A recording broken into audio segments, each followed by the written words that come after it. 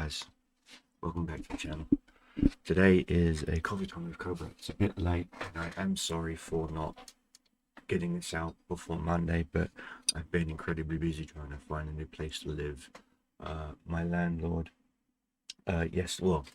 Friday informed us that he sold the house and he wants all current tenants to find new accommodation, and so I have been incredibly busy trying to find a new place to live. But the problem is my landlord has sold all of his properties and he has multiple properties, and each property has a minimum of 3 to 5 people, and that's literally 15, 20, 30 of us all trying to find places to live in a town that has very little in the way of places to call home, unfortunately. So that's gonna suck royally. I do have a few leads and I'm waiting to hear back on a few other people on some things, callbacks, things of that nature. So there is some light at the end of that tunnel. So yeah, that's why there was no coffee time yesterday. I want to give a big shout out to someone who I absolutely enjoy watching their content, and that is Jeremy Hamby of Unsleeved Media.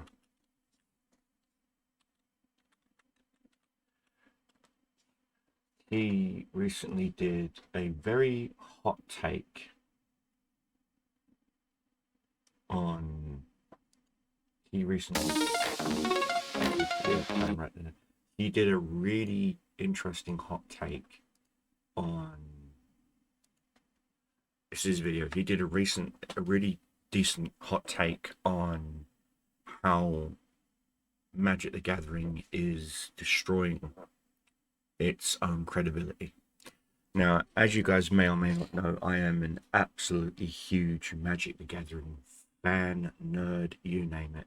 The only one I don't play is the online version because I like to have the actual physical cards in my hand. I'm a tactile person. As part of my PTSD, I need to physically touch something. Tism, if you know what I mean. And so he mentioned in his video about how Wizards of the Coast don't own their own printers, which doesn't make any sense. I mean, he's right, they don't, but it doesn't make any sense from a financial standpoint, because if you think about it, if you can cut out as many middlemen from your product as you can, you're saving money.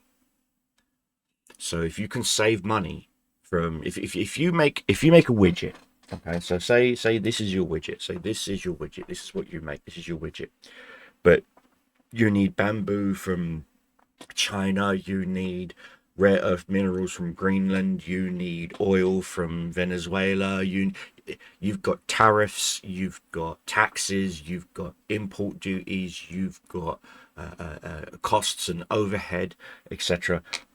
If you could get all those resources in your home base country where you're going to manufacture, which is usually China. So, and I'll get to that. I'll get to that point in a minute. But why would you not want to cut out all those weak links in that chain and just go from product design, prototype, product, release, money? It would make sense. You literally you've locked out all third-party middlemen, because Wizards of the Coast don't not only just own Magic the Gathering, they also own Dungeons and Dragons. Would that not make sense if they could just print their own books instead of having to go to Penguin Publishing or whoever it is that they go to print their books? Other companies who have their own game systems would be able to go to Wizards and say, hey, look, Wizards, we've got our own game system, but we need you as a publisher to print this for us. And then Hasbro, who own Wizards of the Coast, Hasbro's the main company that owns it all. Hasbro can say, okay, we're going to charge you a 10% tariff or whatever on top of the fees to have your game system printed. It would make sense. It would make sense. From a business standpoint, it would make sense. You'd be able to print your Magic the Gathering at cost. You'd be able to print your Wizards of the Coast products at cost. You'd be able to... it would just, your D&D at cost, it would be such a worthwhile thing to do that. Now, let me get back to the China stuff. I think it was it secret, not this secret layer, but the previous two secret layers. There was a this is why I don't buy secret layer anything. I don't buy any secret layer because of this one problem. Wizards was using, do you remember Bendgate? If some of you guys are Magic the Gathering fans, you'll know what Bendgate is. Bendgate was when you could literally see Magic cards that you've just taken fresh out of a booster pack, put them down on a table, and you can literally see them curling in a C shape. Wizards even acknowledged and said that they used a third-party company who used third-party paper that they didn't approve, but they still, because they were so far behind on their printing and their manufacturing, they just said, go ahead, print it. They knowingly printed bad product. That hurt their reputation from me as a collector, as a gamer, and a whole bunch of other stuff. That physically hurt them. That physically hurt them. And when the next set came out, I waited and I waited and I waited and I listened. I said to people, I'm like, your card's bending, your card's warping, or you know, no, they fixed that problem. I was like, okay, cool. So I started buying some more, Horizons, New Horizons. I bought some New Horizons and I bought some Neo Kamigawa and a few other ones and whatnot. And I still noticed that there was still an issue with the product of the paper. Comparing some, and I've got old cards all the way back to Arabian Nights. I'm old school Magic, alpha, beta player, old school Magic, and I noticed when I run my hands across, like my old original Kamigawa cards, I've got Godo, Tenno's Godo Mall, Ichigo's Castle. I've got some of the really high end, like rare collectibles out of the Kamigawa set. Kiki Jiki, things of that nature. When I ran my hands across those cards, silky smooth, no issues. And the newer stuff, like on New Horizons, especially on their foils, I run my hand across them, my hand skips as if there's some sort of protection layer foil or something over it. And that makes it harder to put them in sleeves correctly. It makes the sleeves bulge more, which means people will think you're marking your sleeves and you'll get banned from tournaments, things like that. It's not the player, it's Magic, it's Wizards. They've purposely gone out of their way to do that. And so anyway, back to the secret layer issue. The problem with secret layer is when they outsourced, and Wizards did outsource the secret layer printings, they went to a Chinese manufacturer. And I'm telling you, before even the original secret layers hit stores, there was Chinese knockoffs on Temu, on Bin, Alibaba, on all the knockoff websites, eBay even. People were selling full booster boxes of secret layer well before the official secret layer stuff came out. And you knew they weren't official because the boxes themselves didn't have Wizards of the Coast cellophane on. Wizards uses their own cellophane on their own wrapped product, which is why if you ever buy booster boxes from places like Amazon, etc., make sure it still has the original Wizards cellophane on it. If it doesn't, don't accept it. Literally call up Amazon and say, I'm sorry, this product's defective. I want my money back. That's it. Because you don't know if someone's repacked that box. You don't know if someone's repacked those boosters. You don't know this. This is why, again, I used to run my own hobby shop. Okay? I used to run my own hobby shop when I lived in Utah. I was a worker at another hobby shop. And I helped run tons of other hobby shops. The one thing we always did when we got deliveries in was I inspected every single booster box. Every single booster box. And if something didn't feel right, if something didn't look right, I would take a black Sharpie and I put a little X on the corner and I throw it in the corner. On average, we returned about 60% of the product that we ordered from one warehouse. And then lo and behold, literally 2 years later, the FBI raids that warehouse. And what are they getting? A whole bunch of illegal, fake stuff from China. Why? Because Wizards offloaded it to a printing manufacturing company in China. I could literally tell just by the cellophane on the box before I even opened the box whether it was genuine from Wizards or whether it wasn't. Plus the fact the holograms were horrible. They could not get the holograms correctly because Wizards isn't stupid when it comes to that. The little proof holograms, they'll keep that shit separate. But the other stuff, they'll offshoot. They'll send that off. So when Wizards said, "Oh, we're only ever going to print one ring," I was like, "Yeah, okay, yeah, one ring, whatever." Yeah, granted, Post Malone's got it. Good for you, Post, and he's earned that. He's paid for that. He's. I am not mad that rich people play Magic the Gathering. I'm not. I'm not mad that there are people out there that's. What I'm mad at is scalpers. I'm mad at scalpers who do this with both Yu-Gi-Oh, Magic. They do it for any card game. Okay, I also play a Star Wars card game as well.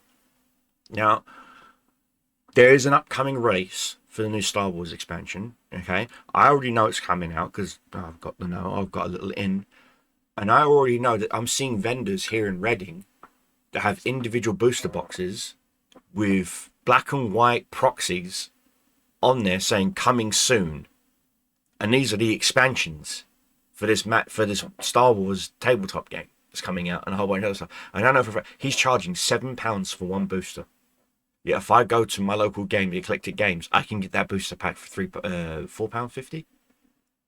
Or they do two for 15. I think it is. It's 2 for 15. I think it's 2 for 15 on some of the rarer boosters. They'll do bundles. If they've got too much of one, they'll do a discount. Like if you buy 3 boosters, we'll throw in a booster for free, kind of thing, just to get rid of old stock, which makes sense. You know, I mean, people are getting a value for their money because they're getting their boosters, etc., etc. Now, me personally, I only collect one Planeswalker, and that's Lily. I love Liliana. Liliana is my favorite Planeswalker. Okay? Yes, there are some versions of Liliana that are shit. There are some versions of Liliana that are fucking amazing. Doesn't matter. I just like the whole story arc of Liliana. I do. So I've got a binder literally full of Lilianas, and I think I'm only missing 2 or 3 Lilianas out of all of them. And yes, you better believe I will be picking those Lilianas up for my collection. Again, collection. I also have some play cards of Liliana that I do play. And I also collect vampires. Sauron is the other Planeswalker. I've yet to get a... Do I have one of those Saurons yet? I'm not sure. But I do also play vampires. I also play... zombies are my thing. I like black. Black's my favourite colour. So zombies, demons, vampires, etc. And when Jeremy was talking about how Wizards are screwing themselves over, he's right. They are.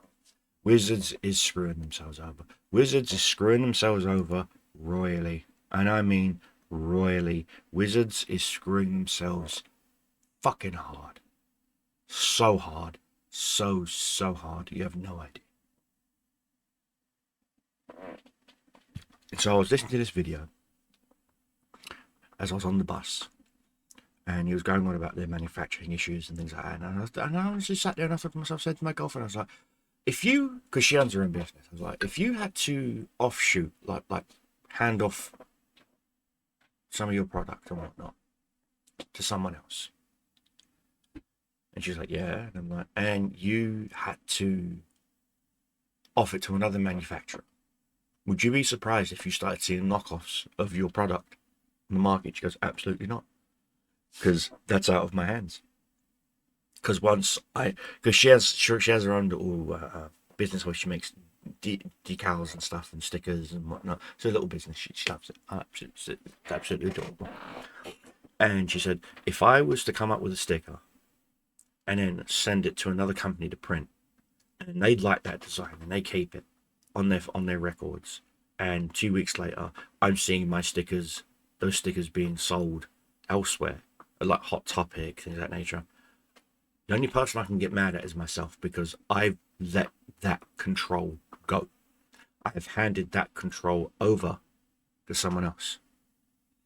And she's right, and she is. And so's Jeremy. Jeremy's right. Wizards, what are you doing?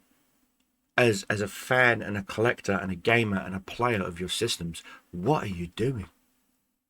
It would make so much sense if you just bought the printers and spoke to the paper developers directly. That way you guaranteed to get the product that you want, the paper that you want, double bonded, etc., etc. Again, that's what most magic cards are. They're double bonded. They're triple weave, double bonded. And most people are like, what? No, don't worry about it. If you're a Magic the Gathering player, you can usually spot the difference between a real one and a fake one. Same as Yu-Gi-Oh cards. I can spot a fake Yu-Gi-Oh card from a mile away. Again, I used to play Yu-Gi-Oh, and I was a machine player, so I had Jinzo, all the ABC robots and stuff and whatnot. And point is, okay, fundamentally, Jeremy's right. And ask yourself this: if you are looking to launch a product, if you create something, if you create a product, are you willing to hand that product off to someone else, knowing that at any time they can just clone it? This is why graphics cards and CPUs and whatnot are highly pirated in China. Why? Because all the manufacturing is in China. The chips are made in Taiwan. They're sent north into China, in which the graphics cards companies, and they're all responsible for this, Sapphire, EVGA, etc. No, EVGA don't make graphics cards anymore. They all have that problem of their shit getting ripped off and cloned.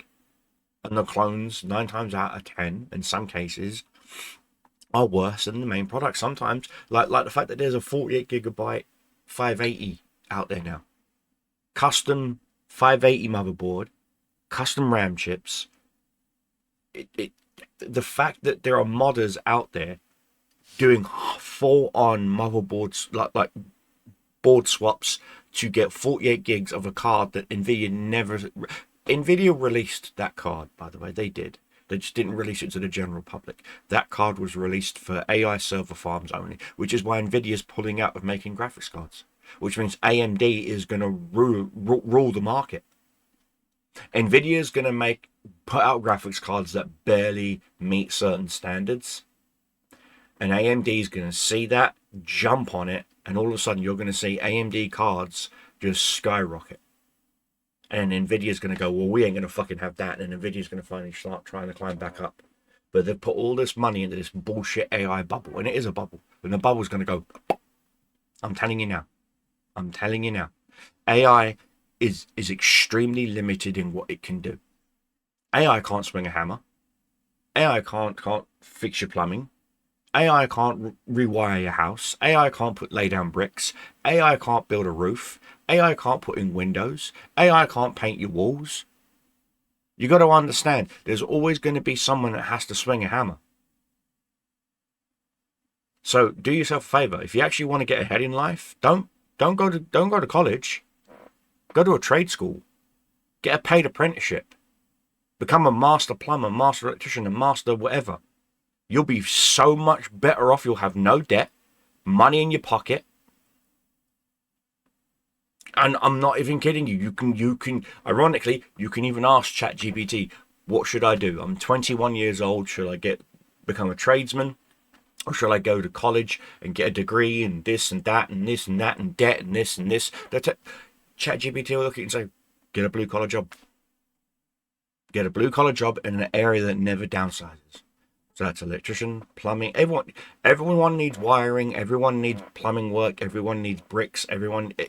Construction, yes, does have its ebbs and flows. But guess what? All countries build. If Germany's not building, England's building. If England's not building, Scotland's building. If Scotland's not building, Ireland's building. If Ireland's not building, America's building. If America's not building, Canada's building. You can always go someplace with a trade skill, get a work visa, and work in that country. Make some cash. Bob's your uncle, Fanny's your aunt. Before you know it, you're back home, a lot more fucking experience under your belt. Now all of a sudden, you're a master plumber, you're a master electrician, you're a master bricklayer, you're a master masonry. That's what the term is, bricklayer, master masonry. But you get what I'm saying, okay? I know it's not financial advice. Before anyone asks, it's not financial advice. But my point still stands, guys, okay? Ask yourself this.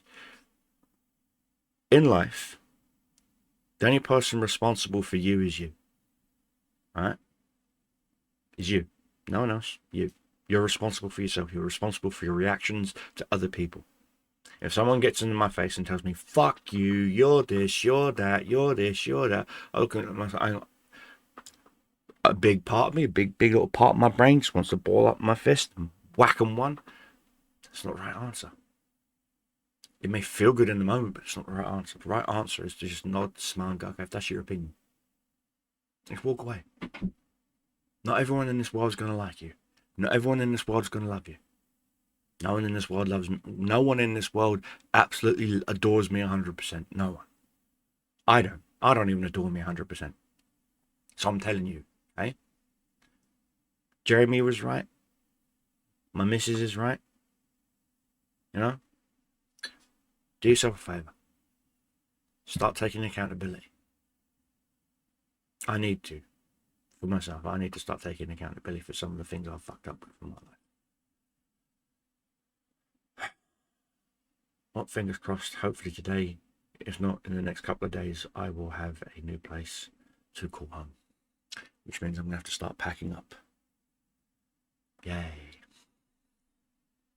Anyway.